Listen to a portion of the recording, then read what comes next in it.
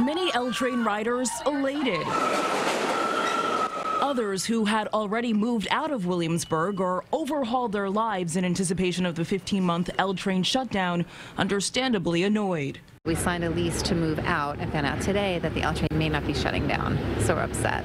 It was less than a month ago that Governor Cuomo toured the mile-and-a-half-long Canarsie tunnels, which are more than 100 years old, with engineers from Columbia and Cornell universities. We needed an idea outside the box. Thursday, with those engineers by his side, the governor announced the end of the so-called Alpocalypse, canceling the tunnel closures, having come up with a new design to resolve the damage from Superstorm Sandy. It has been implemented in Europe.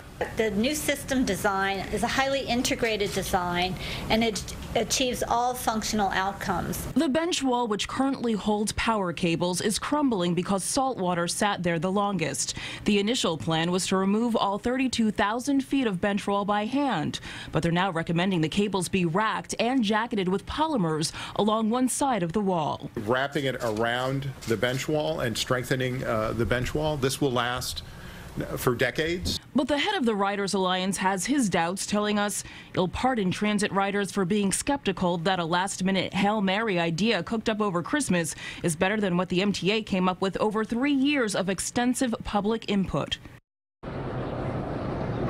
And now engineers say they'll also be installing sensors in the tunnel, so if there's any shifting in those power lines, they will immediately be alerted. Now, the MTA does say they plan to use the same contractor they initially were using to replace the tunnels, and they say they hope to keep this within the $500 million budget that had already been allocated for the project.